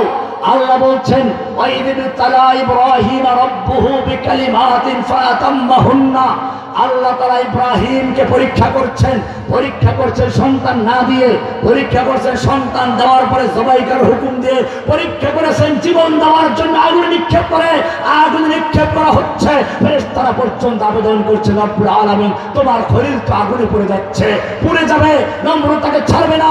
আল্লাহ বলেন ছাড়তে দাও, পড়তে দাও, আমি দেখতে চাই আমার ইব্রাহিম কতক্ষণ টিকে থাকে। ইব্রাহিম শেষ পর্যন্ত টিকে গেলেন, আগুন নিক্ষেপ করেছে। আল্লাহ রাব্বুল আলামিন বললেন শোনো, আমার দেখা শেষ হয়ে গেছে, আমার খলিল আমার ইব্রাহিম ততক্ষণ পর্যন্ত ক্ষমতা ছিল, টিকে ছিল, এবারে আমার সাহায্য শুরু হচ্ছে। কুলনা ইয়া নারু কুনি বারদাও ওয়া সালামান আলা ইব্রাহিম, ও আগুন আমার ইব্রাহিমের জন্য ঠান্ডা হয়ে যাও, আরামদায়ক ঠান্ডা হও, যেন কোনো রকম কষ্ট না হয়। আমি জিজ্ঞেস করতে চাই যে আল্লাহ রাব্বুল আলামিন ইব্রাহিমের জন্য নমরুদের আগুনকে ঠান্ডা করে দিয়েছিলেন, সে আল্লাহ এখনো বর্তমানে জীবিত আছেন কিনা? তার ক্ষমতা আগের মতো আছে কিনা? কবি বলেছেন হ্যাঁ আছে। লা নিদ্দা ওয়ালা জিদ্দা ওয়ালা হাত্তা লিমাওলা, لا ند ولا ضد ولا حتى لمولى الآن كما كان ولم يلق زوالا فرد صمد عن صفة الخلق بريء رب أزلي خلق الخلق كمالا إن شئت من الخوف أمانا وسلاما فاعبده يقينا بغضب وأصالا إن شئت من النار نجاة فلاحا إن شئت من النار نجاة وفلاحا فاعبده يقينا بغضب وأصالا। সে আল্লাহ আগের মতো জীবিত আছে, শর্ত হলো মিসলে কলিম হো अगर मारे का आजमा कोई, मिसले कलीम हो अगर मारे का आजमा कोई आज भी आती है कोहे तूर से बंगला तखफ। की सुंदर बता, आज भी जो करे इब्राहिम का ईमान पैदा, आग कर सकती है अंदाज गुलिस्ता पैदा। সেজন্য মনে রাখতে হবে আল্লাহর নবী যুদ্ধ করছেন, লোহার পোশাক পরে যুদ্ধ করছেন, রক্তাক্ত হচ্ছেন। এই সময় একজন যুবক এসে বলছে, ইয়া রাসূলুল্লাহ, এই আমার সুন্দর চেহারা, এই আমার যৌবন, এই আমার বাহু, এই আমার শক্তি, আমি যদি আল্লাহর রাস্তায় যুদ্ধ করতে করতে শহীদ হয়ে যাই, আমার জন্য কি পুরস্কার আছে? আল্লাহর নবী বললেন, জান্নাত। তোমার জন্য জান্নাত আছে, জান্নাত। তুমি কি জানো না কোরআনের সূরা তাওবা 111 নম্বর বলছেন, ইন্নাল্লাহা আশতারা মিনাল মুমিনিনা আনফুসাহুম ওয়া আমওয়ালাহুম বিআন্না লাহুমুল জান্নাহ। আল্লাহ তাআলা মুমিনদের জান এবং মাল ক্রয় করেছেন জান্নাতের বিনিময়ে। ইউকাতিলুনা ফি সাবিলিল্লাহ, তারা আল্লাহর রাস্তায় কিতাল করে, যুদ্ধ করে। ওয়ায়াকতুলুনা ওয়া ইউকতালুন, তারা মারে আর মরে। যুবক বলে, বাবা, এত সুন্দর সহজ জান্নাতে যাওয়া। তিনি চিন্তা করলেন, যুদ্ধ করলে তো শক্তির প্রয়োজন। কয়েকটা খেজুর বের করলেন, 2-3টা খেজুর বের করে বাকিগুলো ছুঁড়ে মারলেন আর বললেন, এতগুলো খেজুর খেতে গেলে আমার জান্নাতে যেতে অনেক দেরি হয়ে যাবে। তলোয়ার নিয়ে যুদ্ধের ময়দানে ঝাঁপিয়ে পড়লেন। যেদিকে যাচ্ছে লাশের স্তূপ করে যাচ্ছে, দুশ্মনদেরকে কাতারে কাতারে হত্যা করে যাচ্ছে। পূর্ণিমার চাঁদ যেরকম ভাবে কালো মেঘের ভিতরে ঢুকে পড়ে, ঠিক তেমনি ভাবে যুবক যুদ্ধ করতে করতে কাফেরদের ভিড়ের ভিতরে ঢুকে পড়েছে। সাহাবায়ে কেরাম ডাক দিল, যুবক, তুমি তো কাফেরদের মধ্যে ঢুকে পড়েছো, ফিরে আসো। যুবক তাকালো, তার চেহারায় রক্ত, ঠোঁটে মুস্কি হাসি, আর বলছে, আমার ভাইয়েরা, আমাকে যেতে দাও। আমি উহুদের পাহাড়ের দিক থেকে আমার নাকের ভিতরে জান্নাতের সুগন্ধ পাচ্ছি। যুদ্ধ করতে করতে শহীদ হয়ে গেল। ও মুসলমান, জেনে রাখো, এই মুসলিমদেরকে আল্লাহ সাহায্য করেছেন। বান্দার ক্ষমতা যেখানে শেষ হবে সেই পর্যন্ত চেষ্টা করলে আল্লাহ সাহায্য করেন। ইউসুফ আলাইহিস সালাতু ওয়াস সালাম ছাদতলার উপরে নিয়ে জুলাইখা তাকে বন্দী করে বলল, হাই তারা আসো, অপকর্মের আহ্বান করলো। ইউসুফ আলাইহিস সালাম বসে বসে দোয়া করেন নাই। তিনি নবী, তিনি চিন্তা করলেন, ওই দরজা পর্যন্ত যাওয়ার ক্ষমতা আমার আছে, ওই বলে আমি চাই। তিনি দৌড় দিলেন। জুলাইখা বলল, যাও, নাকটা ভেঙে যাবে। কিন্তু তিনি নবী, দরজা পর্যন্ত গেলেন। আল্লাহ তাআলা বলেন, ইউসুফ, দরজা পর্যন্ত যাওয়া তোমার ক্ষমতাই ছিল, তা করেছো। এবারে আমার কুদরত শুরু হচ্ছে, আমার সাহায্য শুরু হয়ে যাচ্ছে। এক এক করে সমস্ত দরজাগুলো খুলে দিয়েছে। সেই জন্য মনে রাখতে হবে,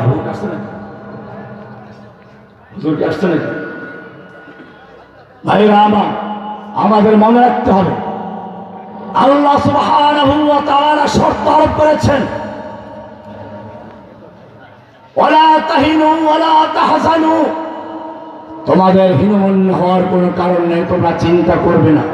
ওয়া আনতুমুল আ'লাউনা, তোমরাই থাকবে বিজয়ী, তোমরাই থাকবে উচ্চ আসনে। ইন কুনতুম মুমিনিন, সত্যি মুমিন হতে পারো। বদরের যুদ্ধ চলছে, একদিকে আবু জাহেলের তাঁবুতে 1000 সশস্ত্র যোদ্ধা, অস্ত্রে পরিপূর্ণ, গায়ে শক্তি আছে। আর একদিকে জীর্ণ শীর্ণ 313 জন লোক আছে। দুই তাঁবুতে দোয়া চলছে। আবু জাহেল দোয়া করছে, ওহে রব্বে কাবা, কাবার মালিক, আমরা তোমার ঘর হেফাজত করে নির্মাণ করেছি, পুনর্নির্মাণ করেছি। আমরা হাজীদেরকে পানি খাওয়াই। আমাদের ভিতর থেকে একজন বেদিন হয়ে গেছে, মুহাম্মদ আমাদের বাপ দাদার ধর্ম ত্যাগ করে বেদিন হয়ে গেছে। এই দুইটা দলের মধ্যে যে হকের উপর আছে তাকে তুমি সাহায্য করো।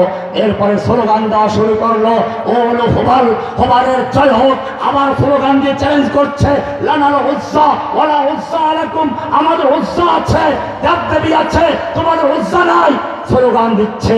আর এক তাঁবুতে আল্লাহর নবী দোয়া করছেন, আল্লাহ, তুমি যদি চাও আজকের পরে এই পৃথিবীতে তাওহীদের বাণী থাকবে না, তোমার নাম নেওয়ার কেউ থাকবে না, শিরকে বিদআতে মূর্তি পূজায় ভরে যাবে, তাহলে আমাকে ধ্বংস করে আপত্তি নেই। আর যদি তুমি চাও আজকের পরেও তোমার নাম উচ্চারণ হবে, তাওহীদ টিকে যাবে, আমাদের সাহায্য করো। এরপরে তিনি বললেন, তোমার উলু হচ্ছে না, আল্লাহু আকবার, আল্লাহু আকবার স্লোগান দিলেন। ওরা ছিল উলু হলো হোপাল, ও লানাল উজ্জা ওয়ালা উজ্জা লাকুম। আল্লাহ তাআলা জানিয়ে দিলেন, তোমরা বলো না, উজ্জা মুজ্জা কিচ্ছু নাই, দেবদেবী নাই, নরেন্দ্র মোদী নাই, ছাত্রলীগ নাই, যুবলীগ নাই, ধর্ষক লীগ নাই, পুলিশ লীগ নাই। আল্লাহ বলছেন, যালিকা বিআন্নাল্লাহা মাওলাল্লাযীনা আমানু ওয়া আন্নাল কাফিরিনা লা মাওলা লাহুম। মুমিনদের মাওলা আছেন, কাফিরদের মাওলা নেই। মুমিনদের মাওলা কে? আল্লাহ। মুমিনদের সাহায্যকারী কে?